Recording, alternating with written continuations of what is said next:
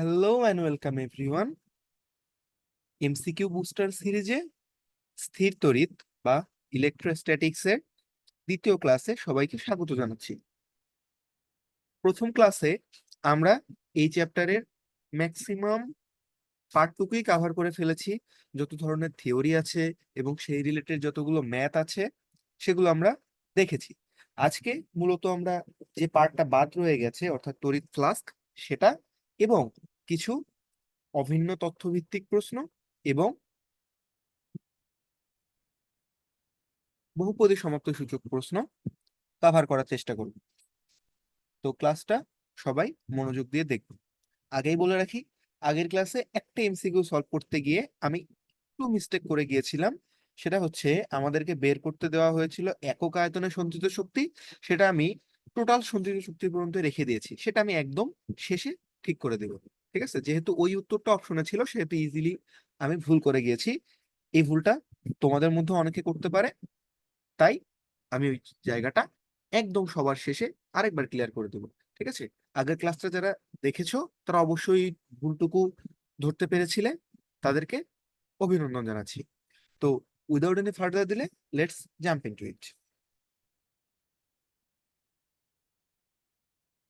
এবার দেখি, একই ব্যাসার্ধের একটি ফাঁপা ও একটি নিরেট গোলক উভয়কে একই বিভবে চার্জিত করলে নিম্নের কোনটি প্রযোজ্য হবে?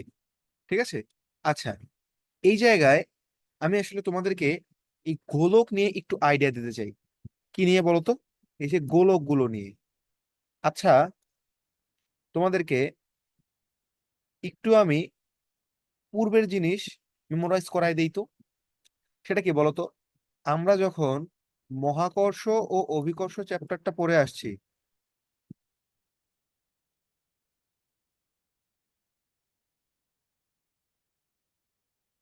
তখন আমরা দুই ধরনের গোলক নিয়ে কথা বলেছিলাম। কয় ধরনের? দুই ধরনের। কি কি বলতো? একটা হচ্ছে আমাদের ফাঁপা গোলক বা হলো স্ফিয়ার,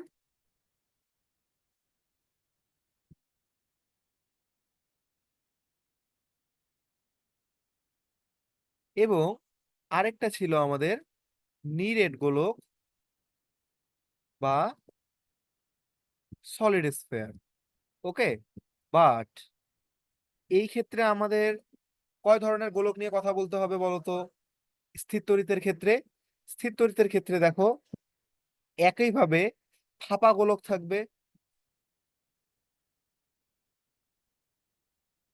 আবার কি থাকবে? নিরেট গোলক থাকবে। বাট এখানে দুটো ঘটনা ঘটতে পারে। এক, এই যে ফাঁপা গোলক, সেটা আমাদের হতে পারে ফাঁপা পরিবাহী গোলক, অর্থাৎ মেটালিক, আর হতে পারে অপরিবাহী, কারণ অপরিবাহী গুলোই নন মেটালিক হয়। সে কারণে আমরা বলতে পারি হলো নন মেটালিক স্ফিয়ার। ওকে, বা নন মেটালিক হলো স্ফিয়ার। এবার নিরেট গোলকের ক্ষেত্রে যদি আসি, আবারও নিরেট গোলকটাও কি কি হতে পারে বলতো? পরিবাহী হতে পারে,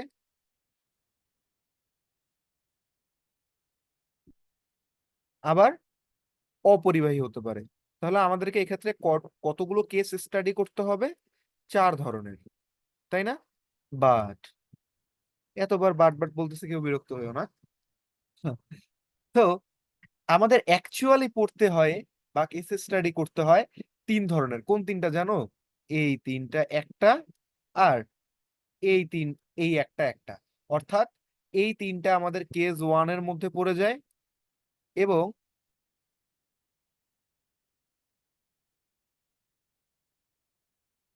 কেস ওয়ানের মধ্যে পড়ে যায়, এবং এটা পড়ে যায় আমাদের কেস টু এর মধ্যে। কেস ওয়ান কেস টু কি?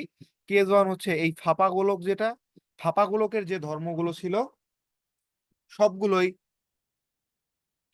এই ক্ষেত্রে আমরা দেখতে পাবো প্রতিফলিত হতে। আর নিরেট গোলকের যে ধর্মটা ছিল সেটা দেখবো আমরা এই অপরিবাহী গোলকের ক্ষেত্রে, কেবল নিরেট অপরিবাহী গোলকের ক্ষেত্রে প্রতিফলিত হতে। ঠিক আছে, তো এই ক্ষেত্রে আমি ফাঁপারটা কিন্তু অলরেডি বলেই এসেছিলাম, আমি আরেকটু মনে করাই দিই। ফাঁপার ক্ষেত্রে আমাদের কি ছিল বলতো? ফাঁপা, ফাঁপা পরিবাহী, অপরিবাহী এবং নিরেট পরিবাহী।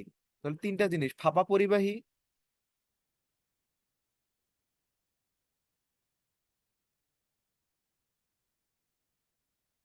ফাঁপা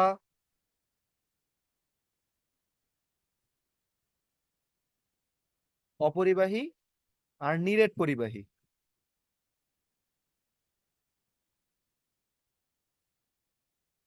আচ্ছা, এই পরিবাহী আর অপরিবাহী দেখে কিন্তু কনফিউজ হওয়ার কারণ নেই যে পরিবাহীকেই চার্জিত করতে পারবো অপরিবাহীকে চার্জিত করতে পারবো না। অবশ্যই পারবো, অপরিবাহীর মধ্যে চার্জ দিয়ে রাখবো, ও কারো সাথে দেওয়া নেওয়া করবে না, বাট চার্জ কিন্তু ঠিকই ধারণ করতে পারবে। এবং কিভাবে ধারণ করবে জানো? সে কি করবে, তার যতগুলো চার্জ আছে সবগুলো চার্জকে তার পৃষ্ঠে ধারণ করবে। কি করবে?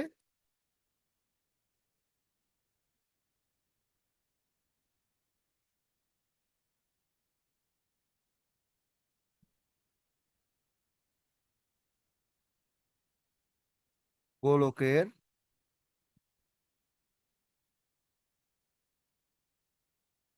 পৃষ্ঠে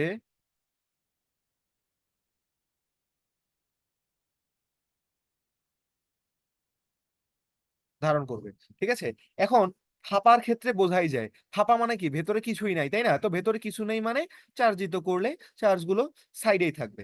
বাট নিরেটের ক্ষেত্রে কেমন হবে? নিরেটের ক্ষেত্রে কি, নিরেট চার্জিত পরিবাহী, তাহলে কি, নিরেট মানে কি, ভেতরে পদার্থ আছে এবং সেটা মেটালিক, তার মানে পুরোটা একটা মেটাল, লোহার বল একটা, লোহার বলকে চার্জিত করছি, কি হবে? ভেতরে পুরো জায়গাটা জুড়ে চার্জ থাকার কথা না? বাট থাকবে না, কেন বলো তো? কারণ একই ধর্মী চার্জ গুলো কি করে, পরস্পরকে বিকর্ষণ করে না। দেখো তো, এখানকার এখানকার এই প্লাসটা পরস্পরকে কি বিকর্ষণ করবে? এইদিকে, এইদিকে, প্রত্যেকে প্রত্যেকে বিকর্ষণ করবে, যার কারণে এই জায়গাটা এমন তৈরি হয়ে যাবে যে, যে দেখো, এই প্লাসকে বিকর্ষণ করে বাইরের দিকে যাবে, এই প্লাসকে বিকর্ষণ করে এও বাইরের দিকে, এও বাইরের দিকে। আলটিমেটলি এখন কেন এরা বাইরে যাইতে পারবে? চার্জ গুলো কি একখান থেকে আরেকখানে সরে যাইতে হচ্ছে এদেরকে। কেন পারবে বলতো? কারণ কি, এটা পরিবাহী। পরিবাহী বলেই চার্জ গুলো এখান থেকে ইজিলি এই দিকে মুভ করতে পারে, তাই না? মুভ করতে পারে তো, নাকি? এই জন্যে ভেতরটা হয়ে যায় ফাঁকা, আর চার্জ গুলো থাকে হচ্ছে পৃষ্ঠে। ওকে, এখন পৃষ্ঠের বাইরে কেন যায় না, এটা কোশ্চেন হতে পারে। যে বাইরে যেহেতু যাচ্ছে, বিকর্ষণ তো পৃষ্ঠে যখন চলে যাবে তখনও করবে, আর কেন বাইরে যায় না? বাইরে তো ফাঁকা, চার্জ প্রবাহের জন্য একটা মাধ্যম তো দরকার, তাই না? মাধ্যম ছাড়া চার্জ প্রবাহিত হচ্ছে হচ্ছে না, তাই না? মানে একটা কন্ডাক্টর তো লাগবে, তাই না? কন্ডাক্টর ছাড়া চার্জ, ইলেকট্রিসিটি ইত্যাদি প্রবাহিত হবে হবে না। এখন কন্ডাক্টর, এতক্ষণ মেটালটা ছিল কন্ডাক্টর, এই কারণে তারা প্রবাহিত হইতে পারতেছিল, বাট এখন আর পারতেছে না। রিজন কি? রিজন তারা একদম তাদের যতটুকু যাওয়া সম্ভব সেই পজিশনেই চলে গেছে। ওকে,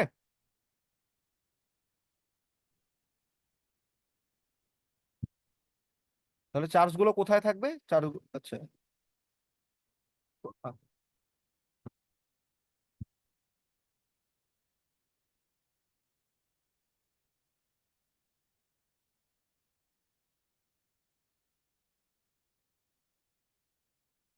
এই গোলটাই গোল হচ্ছে না, প্রথমটাই ঠিক ছিল একটু, তাই না?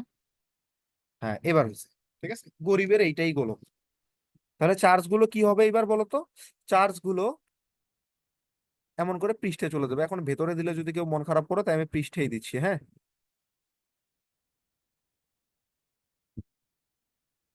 জাস্ট আমি ধরে নিচ্ছি ধনাত্মক চার্জ, এমন না যে ঋণাত্মক চার্জ থাকতে পারবে না, অবশ্যই পারবে।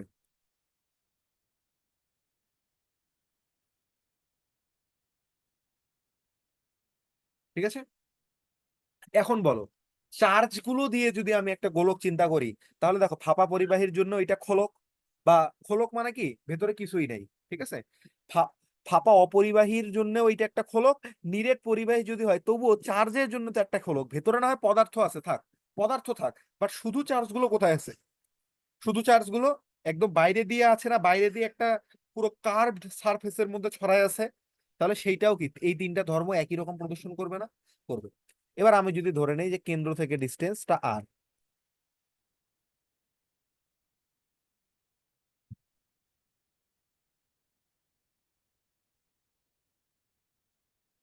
আগের ক্লাসে এটা বলেছিলাম, আরেকবার বলেছি, কেন্দ্র থেকে দূরত্ব আর, কেন্দ্র থেকে দূরত্ব যখন আর, যদি প্রথম কেস আর যদি গ্রেটার দেন আর হয়, অর্থাৎ বাইরে,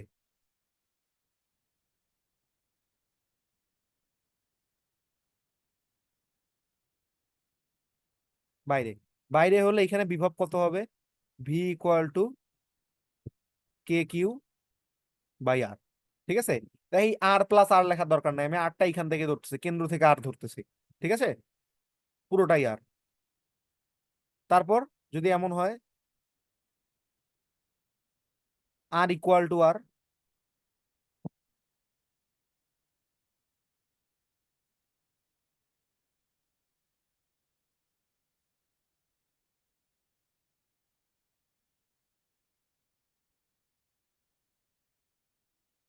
আর ইকুয়াল টু আর, এটা হচ্ছে কোথায়? পৃষ্ঠে,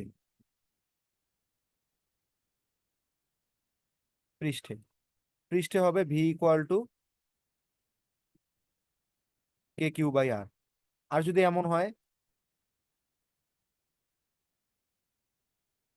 আর লেস দেন আর, অর্থাৎ ভেতরে, তখন কেমন হবে?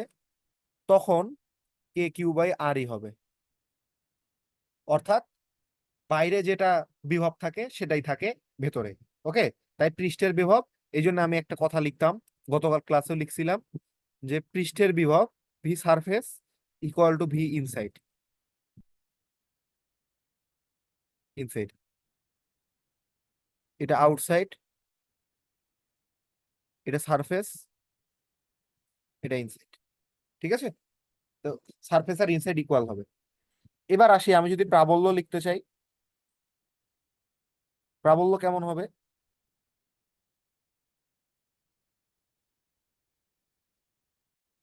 ইকুয়াল টু হবে K Q by R square. এখানে প্রাবল্য কেমন হবে? K Q by R square. আর এইখানে প্রাবল্য কেমন হবে কেউ গেস করতে পারো? প্রাবল্য হবে জিরো। কারণ কি? কারণ দেখো, ইনসাইডে, ইনসাইডে কিন্তু এরকম একটা গোলক, এইদিকেও চার্জ, পুরোটাই চার্জ, এখানে মাঝখানে একটা রাখবা। এদেরকে তুমি এখন চিন্তা করতে পারো, যদি কেন্দ্রে রাখো তাহলে চারপাশ দিয়ে সমান বলে এদেরকে টানাটানি করা হবে, তাই কাটাকাটি যাবে। কিন্তু এই সাইডে রাখলে কি কেন্দ্রের জন্য কাটাকাটি যাবে? দূরত্ব তো সেম হচ্ছে না এই ক্ষেত্রে। এই চার্জ গুলো একে বেশি বলে নিজের দিকে টানবে, কারণ দূরত্ব কম। এগুলো কি, এগুলো বেশি বলে টানতে পারবে না, কম বলে টানবে, কারণ কি দূরত্ব বেশি। ঠিক না? কিন্তু বাট আলটিমেটলি এই জায়গার কথা কথা খেয়াল করতো, এই এই পোর্শনে চার্জের মানও বেশি, দূরত্ব বেশি, আবার এই জায়গায় চার্জের মানও কম, দূরত্ব কম, আলটিমেটলি নালিফাই হয়ে যাবে। আরো ইজিলি একভাবে বলা যায়, দেখো আমরা ই ইকুয়াল টু কি জানি? ভি বাই আর, তাই না? E equal to d v by d r, তাই না? বিভবের পরিবর্তন, দূরত্বের সাপেক্ষে বিভবের পরিবর্তন। তুমি যখন পৃষ্ঠ থেকে ভেতরে আসতেছো, তখন এই পথে কি কোনো বিভবের পরিবর্তন হচ্ছে? এখানে যা বিভব এখানে তাই বিভব না, তাই বিভবের পরিবর্তন জিরো। আর zero by distance equal to জিরোই হবে। তাই ফাঁপা পরিবাহী, ফাঁপা অপরিবাহী আর নিরেট পরিবাহী তিনটার জন্যই ভেতরে, ইনসাইডের যে কোনো পয়েন্টের জন্য, সেটা হতে পারে এইখানে, হতে পারে এইখানে, হতে পারে এইখানে, কোথাও আসলে তার কোনো কি থাকবে না, প্রাবল্য থাকবে না। ওকে, এবার বিভবের গ্রাফটা কেমন হবে?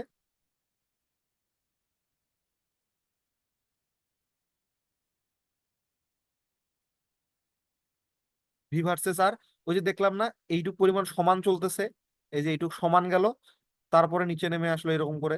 ঠিক আছে, এই ডিস্টেন্সটা কত? এই ডিস্টেন্সটা হচ্ছে আর ডিস্টেন্স। ওকে, এই মানটা কত? এই মানটা কোনটা? এটা হচ্ছে সারফেসের মানটা, তাই না? বা সারফেসে যেটা সেন্টারেও কিন্তু সেটাই হবে, K Q by R, K Q by R. ঠিক আছে, এই মানটা হবে কে কিউ বাই আর। তো লিখি আমি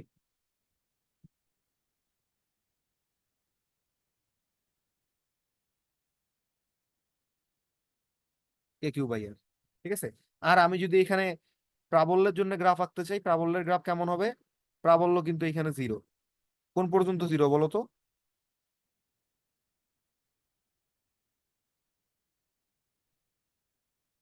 এই যে তার রেডিয়াস পর্যন্ত জিরো থাকবে, রেডিয়াস পর্যন্ত, এই যে এইটুক পর্যন্ত জিরো।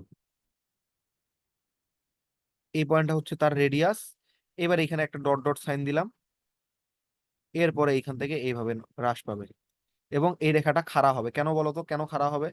কারণ দেখো ব্যাসার্ধের সাথে কেমন করে কমতেছে, ব্যাসার্ধের সাথে 1/r², এই বাইরে ই প্রপোর্শনাল টু 1/r²। আর এইটা একটু সুন্দর করে নামবে, ধীরে ধীরে বোঝা যাবে যে দ্রুত নামতেছে না। দ্রুত না নামার কারণ হচ্ছে এইখানে V proportional to cable 1/r, ঠিক আছে? আর এখানে ই প্রপোর্শনাল টু 1/r²। এটুকু ডটেড লাইন দিয়ে দিচ্ছি, এইটুকু হচ্ছে 0। বোঝা গেছে? আই হোপ এইটুকু ক্লিয়ার সবার। এবার আসি, আমাদের কাজ এইটুক নিয়েই। আমাদের এই যেটা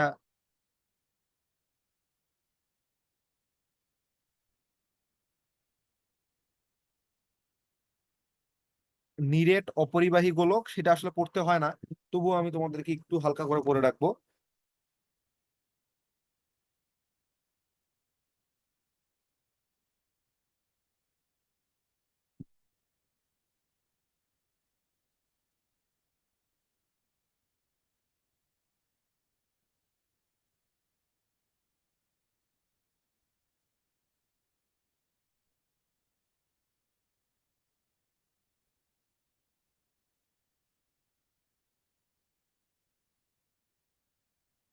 নিরেট অপরিবাহী গোলকের ক্ষেত্রে কি হয় জানো? এই ক্ষেত্রে চার্জ গুলো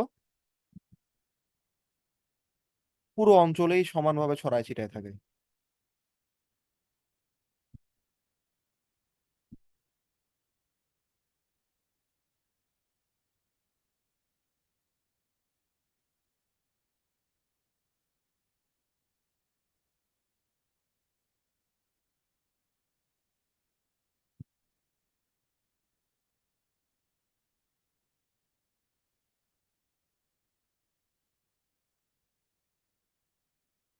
চার্জ গুলো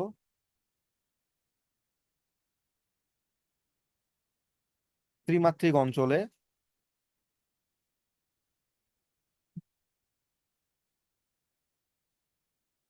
সুষমভাবে বিন্যস্ত থাকে।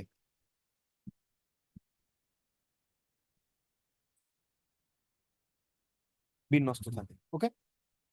এবার এটার জন্য যদি আমরা ধরে নেই কেন্দ্র থেকে দূরত্ব আর,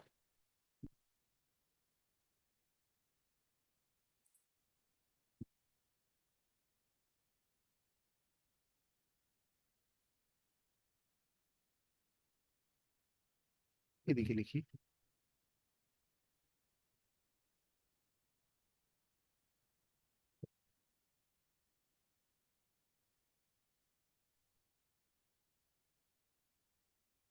কেন্দ্র থেকে দূরত্ব আর। তাহলে খেয়াল করো তো, আমি এখন আর ওই চার্জ গুলোকে দেখাবো না, তুমি এই দিকে চিন্তা করো। এই ডিস্টেন্সটা হচ্ছে আর, আর এইটু হচ্ছে এই আর, ঠিক আছে? তাহলে বাইরে মানে কি? বাইরে হলে কি হবে? আর গ্রেটার দেন আর, তাই না? তখন কেমন হবে? তখন ভি আউটসাইড এটা কত আসবে? এইটা আগের মতোই আসবে, কে কিউ বাই এই আর, বড় আর দূরত্বটা। আর ই কত হবে? ই ইকুয়াল টু হবে কে কিউ বাই r²। এইটার ক্ষেত্রে কোনো চেঞ্জ নেই। চেঞ্জ হবে কোথায়?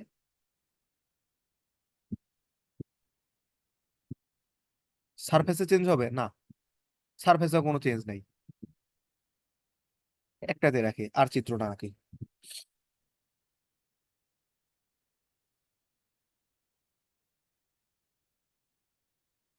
পৃষ্ঠে, যেখানে আর ইকুয়াল টু হচ্ছে আর, ঠিক আছে? তখন কি হবে? তখন ভি সারফেস ইকুয়াল টু হবে কে কিউ বাই এই তার রেডিয়াস, আর ই ইকুয়াল টু হবে আবারও সেম কে কিউ r²। চেঞ্জটা কোথায় আসবে জানো? চেঞ্জটা আসবে হচ্ছে অভ্যন্তরে।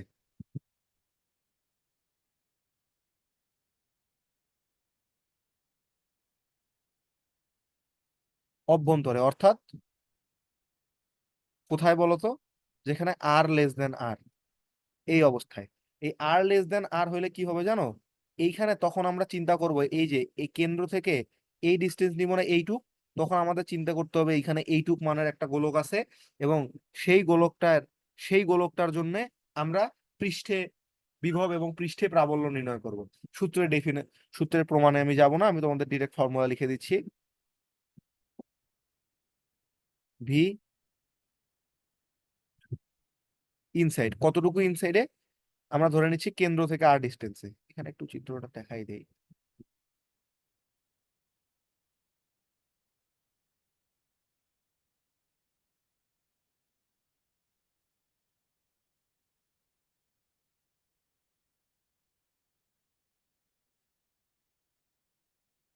এই জায়গায় এই কালারটা একটু বেখাপ্পা দেখাচ্ছে, বুঝছো?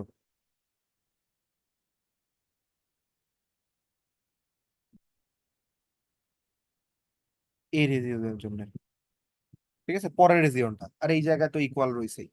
এবার এই জায়গায় আসি।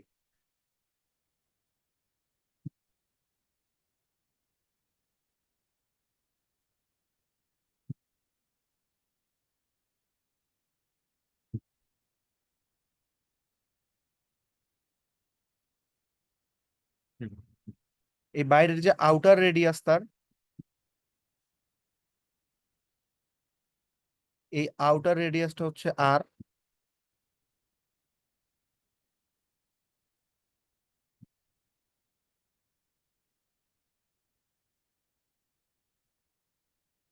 আর এবার আমরা চাচ্ছি এই জায়গায় এমন এমন একটা জায়গায়, এই পজিশনে, ঠিক আছে, এই পজিশনের জন্য এই রেডিয়াসটাকে আমরা বলে দিচ্ছি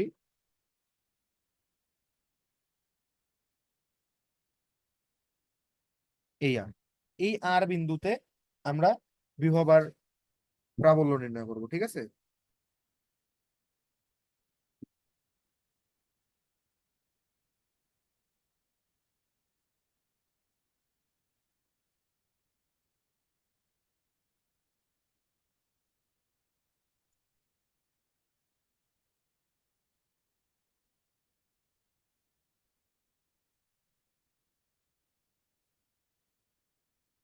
জাস্ট একটু হোল্ড করো। আর ডিস্টেন্সে ভি আসবে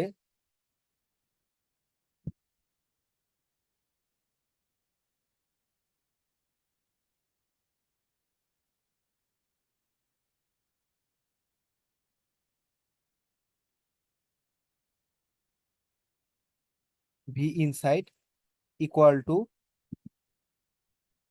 কে Q by twice R cube, মনে রাখবা টোয়াইজ আর কিউব, ইন্টু 3 আর স্কোয়ার মাইনাস আর স্কোয়ার, ঠিক আছে। তাহলে কি দাঁড়াইলো, নিরেট অপরিবাহী গোলকের জন্য বা হলো নন কন্ডাক্টিং বা insulating, sorry, solid insulating or non conducting sphere, যার কারণে ইনসাইড ভেতরে আর ডিস্টেন্সে যে বিভব আসবে সেটা হবে K Q by twice R cube 3 R square minus R square. এই আরটা কি, এই আর হচ্ছে এই দুই আরই তার রেডিয়াস, এবং এই জায়গায় হচ্ছে সেটা তার দূরত্বটা নির্দেশ করতেছে, ঠিক আছে। আই হোপ কারো প্রবলেম নেই। এবার যদি আমাদের সেন্টারে বের করতে বলে, সেন্টার,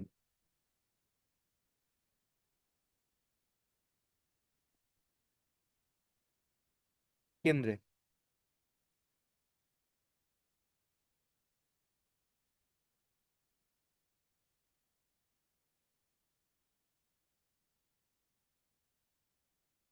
কেন্দ্রে কি হবে বলো তো, আর ইকুয়াল টু জিরো না, কেন্দ্রে আর ইকুয়াল টু জিরো, তাহলে কেন্দ্রতে যদি আর ইকুয়াল টু জিরো হয় তখন ফর্মুলাটা কেমন আসবে বলো তো, ভি সেন্টার, ভি সেন্টারে কি আসবে, আর ইকুয়াল টু জিরো হইলে কি আসবে দেখো তো, এখান থেকে সব কেটে যাবে, আসবে হইতেছে K Q by 3 K Q by twice R, বা 3/2 K Q by twice R, এটা কি বুঝতে পারি, 3/2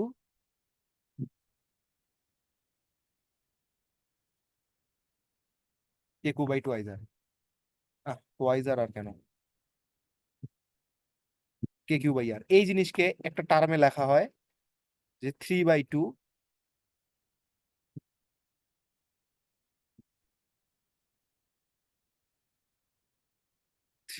টাইমস ভি সারফেস। ঠিক আছে, দেখো সারফেসে ছিল কি কে কিউ/আর, এইটা কি সেন্টারে হচ্ছে 3/2 টাইমস অফ সারফেস। ওকে, এবং গ্রাফটা কেমন হয়, গ্রাফটা এই কেন্দ্র থেকে বাড়ে সরাসরি, ভি এর গ্রাফটা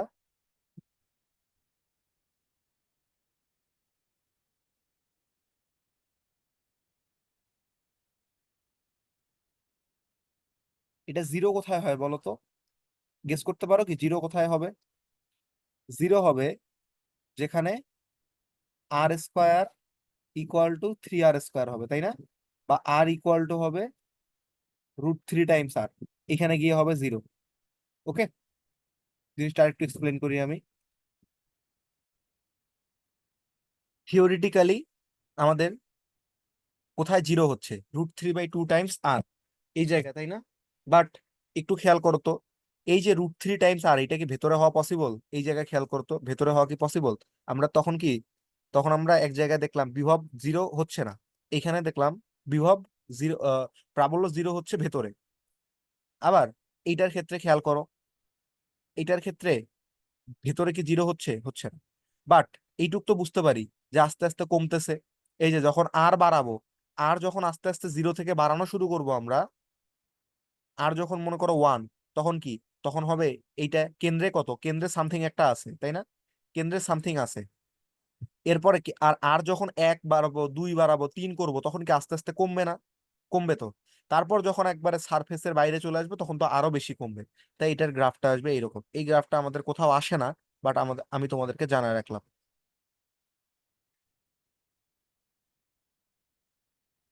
গ্রাফটা আমি একটু সুন্দর করে আঁকি।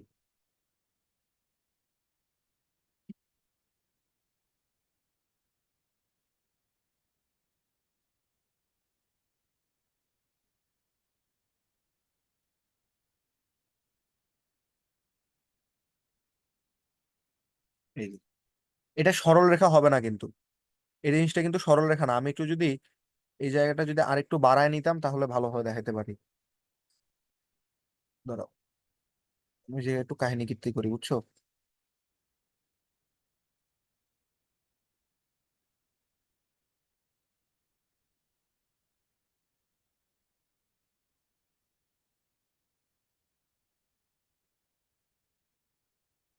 এখানে নিচ্ছি ভি, এখানে নিচ্ছি এই আরটা, এবং এইবার গ্রাফ আঁকি। গ্রাফটা দেখতে হবে এইরকম, এখানে এরকম করে ফল করবে।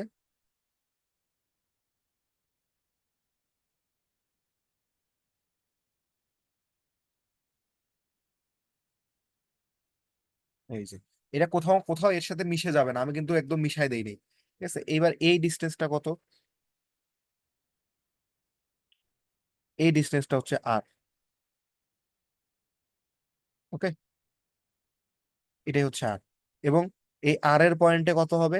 আর এর পয়েন্টে আসবে হচ্ছে, এই জায়গায় যদি আঁকি, তাহলে এটা হচ্ছে এই যে রেডিয়াসে আসবে হচ্ছে ভিএস।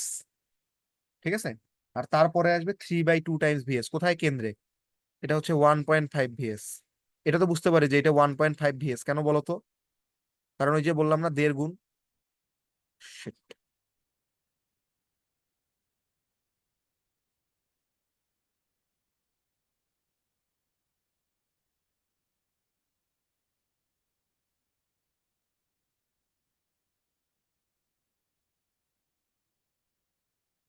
এটা হচ্ছে ভিএস, আর এটা হচ্ছে 1.5 ভিএস।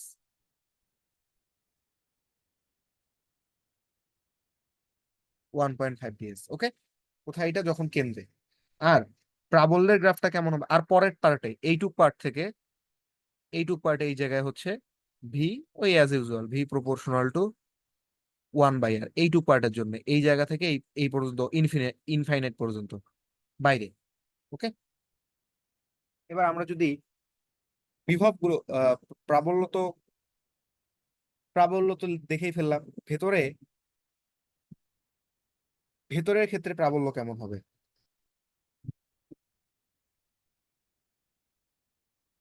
গেস করতে পারো কেউ? ইলেকট্রিক ফিল্ডটা কেমন হবে? ইলেকট্রিক ফিল্ডটা ওই যে, তোমাদের মনে পড়ে ইলেকট্রিক ফিল্ড আমরা যখন সলিড স্ফেয়ারের জন্য দেখছিলাম, নিরেট গোলকের জন্য মহাকর্ষ অভিকর্ষতে, তখন কেমন দেখছিলাম বলো তো?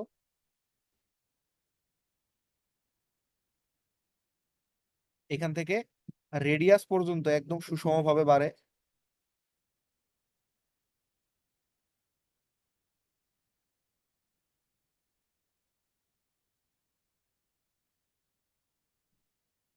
রেডিয়াস পর্যন্ত গ্রাফটা হয় সুষম, এটা আমি লাল কালি দিয়ে দেখাচ্ছি।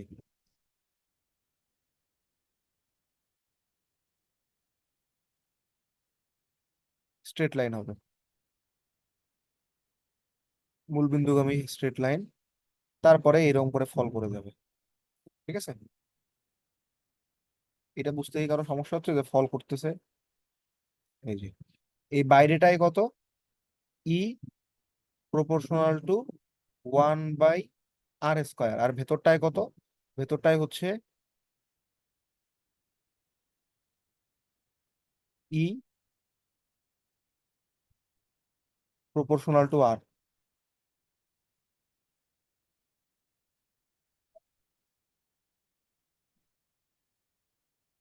ভেতরের পার্টটা ই প্রপোর্শনাল টু আর, আর এই পার্টে এসে হয়ে যাচ্ছে ই প্রপোর্শনাল টু 1/r²। এবং এই মানটা কত? আর যখন রেডিয়াস হয়ে যায় তখন ই এর মানটা কত হয় বলো তো? ই এর মানটা হয়ে যায় Q/r, এই মানটার কথা বলতেছি। ঠিক আছে, আই গেস কারো বুঝতে সমস্যা নেই। ঠিক আছে, এই পেজটা অনেক বেশি ইম্পর্টেন্ট।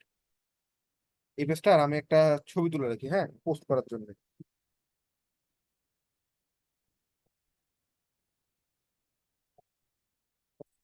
টাইম দাও আমাকে।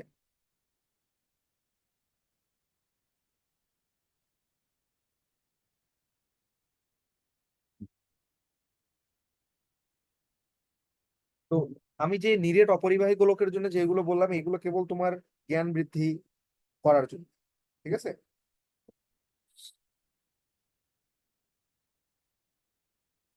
ওকে, তাহলে চলবে। এবার আমরা যদি কোশ্চেনটা সলভ করতে যাই, একই ব্যাসার্ধের ফাঁপা ও একটি নিরেট গোলক, এই ক্ষেত্রে বাই ডিফল্ট তোমাকে বলে দেওয়া হচ্ছে কার কথা জানো? বাই ডিফল্ট তোমাকে বলা হচ্ছে দুইটাই পরিবাহী। দুইটাই পরিবাহী, একটি ফাঁপা পরিবাহী আর একটা হচ্ছে নিরেট পরিবাহী, কারণ অপরিবাহী নিয়ে আমাদের কোশ্চেন আসে না। করলে নিম্নের কোনটি প্রযোজ্য হবে? একই ব্যাসার্ধ বলে দিছে, উভয়ের চার্জ সমান হবে, কেন বলো তো?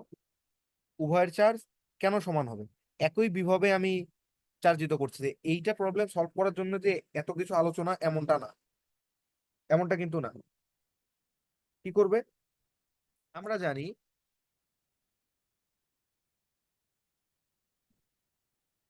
ভি ইকুয়াল টু কি?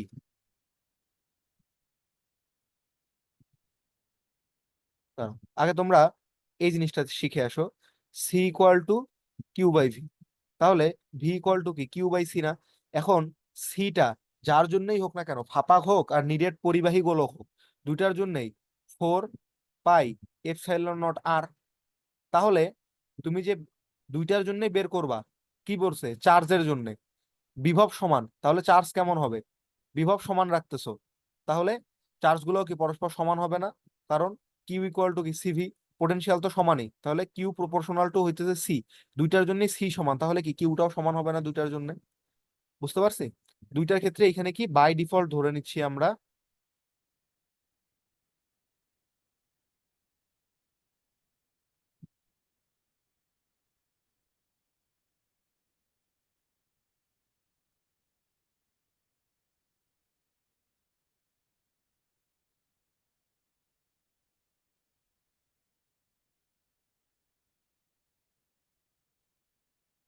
দুটোই পরিবাহী গোলক। কারণ রিজনটা এক্সপ্লেন করে দিছি। আমাদের অ্যাকচুয়ালি অপরিবাহী গোলক নিয়ে আলোচনা হয় না এ লেভেলে।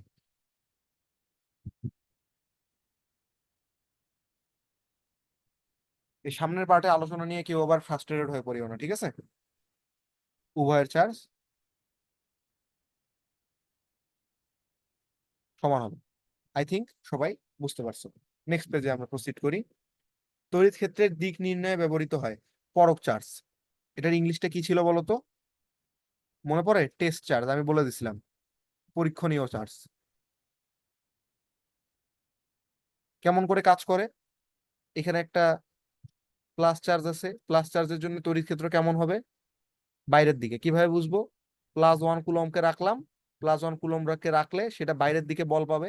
এই জন্য এইটা হচ্ছে তড়িৎ প্রবাহ, তড়িৎ ক্ষেত্রের দিক হচ্ছে বাইরের দিকে। আবার যদি একটা মাইনাস চার্জ রাখতাম, মাইনাস চার্জের জন্য ফিল্ড তৈরি হইতো, এবং সেখানে +1 কুলম্বকে রাখলে সেটা কি ভেতরের দিকে আকর্ষিত হইতো। এইটাই হইতো এবার তড়িৎ প্রবাহ, তড়িৎ প্রাবল্যের দিক। ঠিক আছে? বুঝতে পারছি? বুঝলে টেস্ট চার্জকে আনতে হয়। এবার সবচেয়ে বেশি আধান থাকে বস্তুর কোথায়? উত্তল তলে, বাইরে, ওই যে বাইরের আউটার সারফেসে।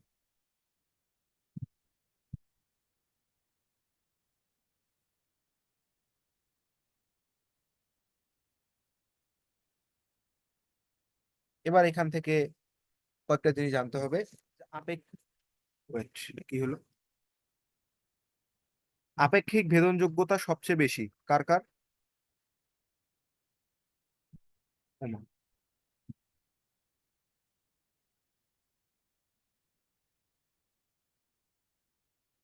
আপেক্ষিক ভেদনযোগ্যতা আমাদের কয়েকটা আসলে মনে রাখতে হবে, কিচ্ছু করার নেই। ঠিক আছে? আপেক্ষিক ভেদনযোগ্যতা আসলে কি? আপেক্ষিক ভেদনযোগ্যতা, পরাবৈদ্যুতিক ধ্রুবক দুটো একই জিনিস, ঠিক আছে? এটাকে কে, এ কে মানে আবার 9.10⁹ এটা কিন্তু নয়, এটা কিন্তু নয়, ঠিক আছে? এই কে ইকুয়াল টু কত? ওই যে আমি প্রথম দিন এপসাইলন আর পড়াইছি, অর্থাৎ কোনো মাধ্যমের ভেদনযোগ্যতা, যে কোনো মাধ্যমের ভেদনযোগ্যতা শূন্য মাধ্যমের ভেদনযোগ্যতার কত গুণ সেইটা। এটাকে আরেকভাবে বলা যায় যে শূন্য মাধ্যমের বল অন্য কোনো মাধ্যমের বল অপেক্ষা কত গুণ সেইটা। ঠিক আছে? তাহলে এই কে কে আমরা কি বলি? কে কে বলি আমরা হচ্ছে পরাবৈদ্যুতিক ধ্রুবক।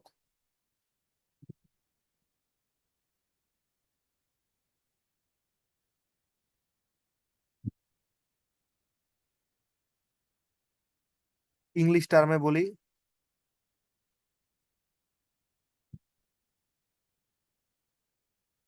Die electric constant. ওই একটা মিম খুব ভাইরাল, যে হোয়াট ইজ কে।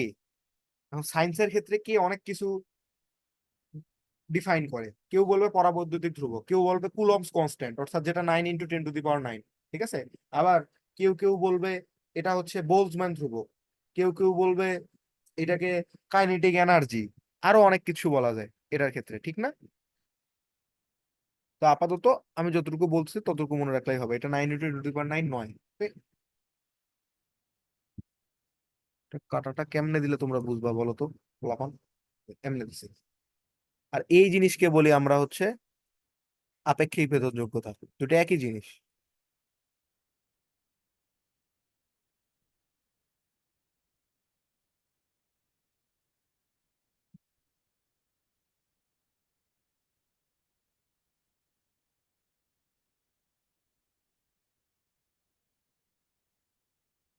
ওকে, তাহলে আপেক্ষিক ভেদনযোগ্যতা সবচেয়ে বেশি, ওই যে বললাম আমাদের কয়েকটা মনে রাখতে হবে। যেমন অভ্র,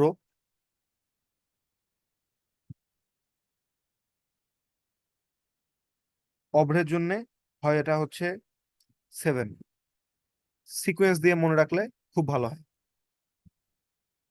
7.0। তারপর হচ্ছে কাচ,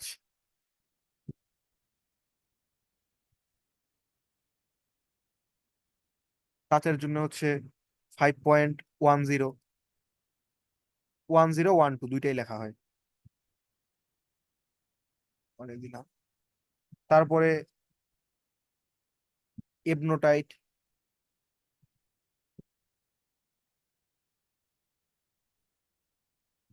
ডায়াইলেকট্রিক কথাগুলো কোথায় দেওয়া হয় জানো? ওই যে সমান্তরাল পাত ধারক তৈরি করি, পাত ধারকের মাঝখানে ডাইইলেকট্রিক পদার্থের লেয়ার তৈরি করা হয়। ডাই ইলেকট্রিক বোঝাই যায়, ডাই মানে দুই, আর ইলেকট্রিক মানে ডাইপোল ক্রিয়েট করতে পারে এরকম পদার্থ। সবাই ডাইপোল তৈরি করবে এমন না, বাট দুইটা ইলেকট্রিক টার্মিনোলজি থাকে, দুইটা ইলেকট্রিক প্রান্ত থাকে তাদের, এটা বোঝাইতেছে। ওকে, এটা হচ্ছে 2.8। আর ফাইনালি পলিথিন